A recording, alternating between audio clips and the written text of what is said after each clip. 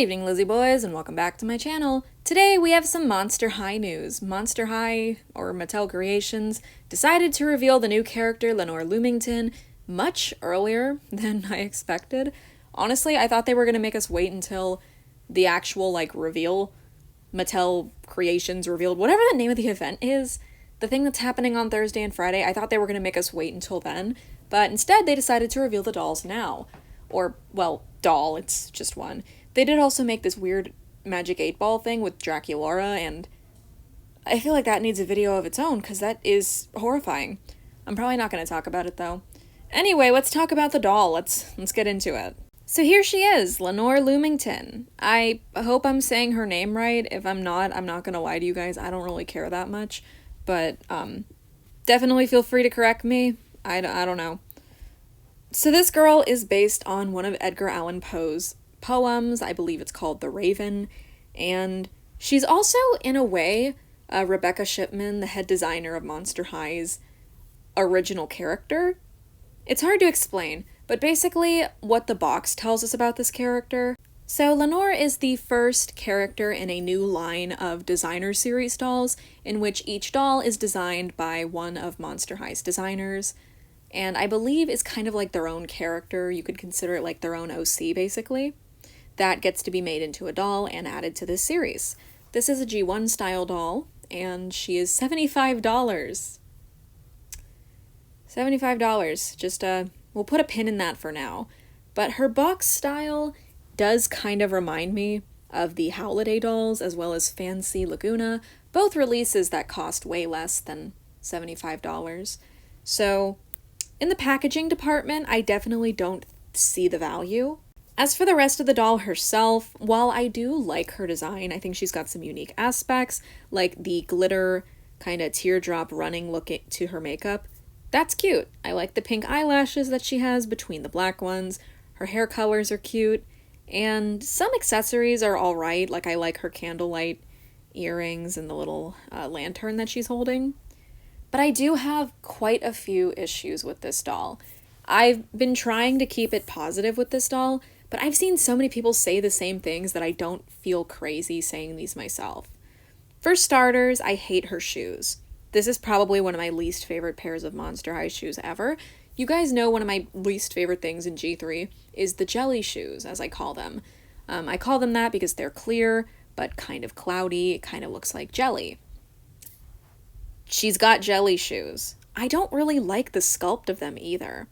The little spiderweb flower thing that she has over top could be interesting, but the two colors chosen clash so much that I just don't like it. I don't know. This shade of pink does stand out. When you look at the doll from a distance, her shoes do kind of pop, but in a bad way. I don't feel like they go with her outfit. And then not to mention the little, vines over her shoes get lost in the dress. You can barely see them. She has one wrapped around her body as well, and my biggest issue with this is, again, the lack of paint detailing. It's a very detailed piece, but there's no paint to accentuate those details. And it just leads to the doll looking kind of cheap, especially at her $75 price point. And her headpiece is very reminiscent of Dance the Fright Away Draculaura from G2's headpiece. She has a very similar spiderweb piece on her head, and it's not the exact same sculpt, but it is very similar. The only difference is that I believe this one has an extra row of spiderweb to it, like an extra row around the edge of it, and the candles, the dripping candles on top. Face-wise, I like this doll. She has a very pretty face, and it finally feels like they're remembering how G1 used to do eyebrows, because this doll's face definitely gives me much more G1 vibes than any of the stuff that they've released in the years prior during this new era of Monster High have. Although some Skeletor dolls did a really good job with the eyebrows, But then you got some releases like Holiday Draculaura, the original wave of Haute Couture Frankie, the original release of that. Sometimes the brows were messed up, but they did a good job on them here. I like her purple lipstick, and I actually really like the dress. A lot of people have said that they don't like it, but to me it's kind of cute. I like the train behind her. It looks very awkward. In this picture specifically, it looks super Awkward. Also, her face kind of reminds me of Skeleta. I don't know why. A lot of people have been saying that she looks like Spectra and Twyla, but I don't know. I personally don't really see Spectra or Twyla in this. I feel like people are only saying Spectra because she's also a ghost. I don't see the Spectra comparison personally. Like, Twyla I can understand with, like, the boogie sand thing that turned her into a ghost. And I guess kind of the colors in her hair, like, the streaks are definitely Twyla's hair colors. But as a whole, I don't really think she looks like any existing character, for the most part. I mean, I've also seen people say that she reminds them of River and Vendala from Haunted, and again, I feel like the comparison is primarily because they're also ghosts, but I can actually see Vendala kind of. Her face reminds me of Vendala. I can't explain why, but it does. I think the sculpts might be semi-similar, maybe, and that's where I'm seeing it from. I'm not sure. Overall, I have my fair share of issues with this doll that, to me, don't make her feel worth the price that she's selling for. So, I'm very conflicted on this doll. I really thought making this video would help me iron out my thoughts about her, but as the filming process goes on, I just feel more and more unsure of if I want to buy this doll or not. I feel like in the past couple years of Monster High being back, there's been a serious sense of FOMO, fear of missing out, in the community because of how fast things will sell out. For example, the original Haunt Couture dolls didn't take that long to sell out, but Draculaura did. Draculaura sold out in like 6 minutes, meanwhile Claudine and Frankie sat in stock for a few hours. So, technically the phenomenon of the dolls selling out fast is not entirely new, because the Skeletor dolls have always sold out very fast. The only Skeletor set that never sold out like within 5 minutes or like slightly more, was Frankenstein, the Bride of Frankenstein 2-pack. That one took around 3 hours to sell out, 2 to 3 hours. But that's the only one. Every subsequent release of Skeletor has sold out within 10 minutes. And it's been the same way for some other releases as well. The Cree Productions, Real Drama, both sold out in seconds on Mattel Creations, primarily due to scalpers, but still, they did sell out very quickly. And it just begs the question, is Mattel raising the price because they know things sell out, or are they just raising the price for fun, because they like money? I don't know. But, yeah, this doll, I don't see $75. Realistically, I don't feel like she's worth that price. I do think this doll is pretty. There are aspects of her that I really like, and I believe I've already highlighted them.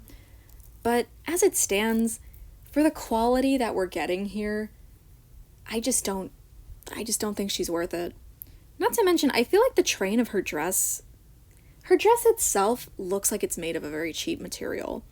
Like, in most of the pictures, you can see that it's semi-transparent. It makes sense. She's a ghost. But, I don't know.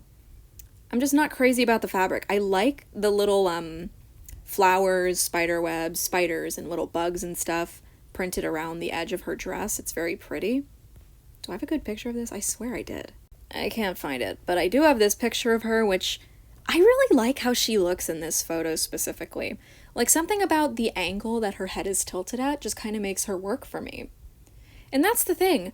I feel like I like this doll at certain angles, but I don't like her enough to pay what she's going for.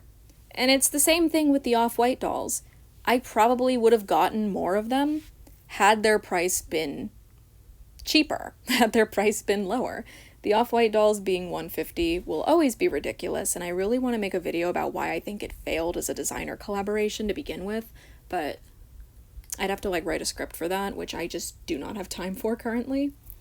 But yeah, I'm just not sure how I feel about this doll. I'm very mixed. And again, her packaging doesn't really help with the price. It's nothing special.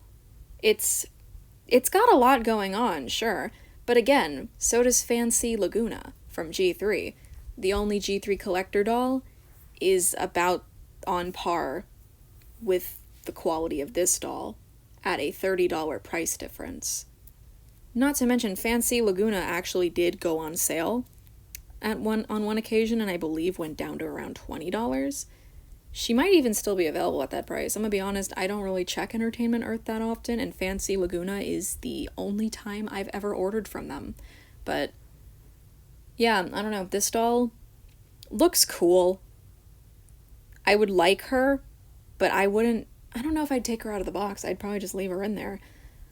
I don't know. I'm just very conflicted about her. I really don't know what to think. I put up a poll on my Instagram story, and I guess we'll check the results now. So the 3 options I gave for my poll were, okay, so the question was consensus. I asked for the consensus on this doll. I gave 3 options: buying, not buying, and would buy if she was cheaper. The buying option has 127 votes, not buying has 288, and would buy if she was cheaper has 388. So it seems like the general consensus of this doll is that more people would want to buy her if her price was lower. I personally think she's worth around $50 at the absolute most. That's how much Stitched in Style Frankie was, and I think this doll is about comparable in quality to that doll. I don't think this doll is comparable to a doll like, let's say, Fangvote Jinnifier, who sold for $90. Nobody really complained about Jinnifier's price because she was so detailed. She had so much going on that the price actually kind of matched her. And it's the same with Vampire Heart Draculaura. Some people, of course, didn't like that she was $100, and again, that's fair, it's expensive for a doll. But when you actually look at Vampire Heart Draculaura, you can see the value in what you're spending money on. She had a very unique package. She had very unique everything, basically. We've never had a big ball gown like that on a Monster High doll. It gives you something that you have not had previously. And when it comes to this doll, with all the comparisons people have been giving with other ghost characters, I guess this girl just ends up feeling like something we've had before, if that makes sense. I don't know.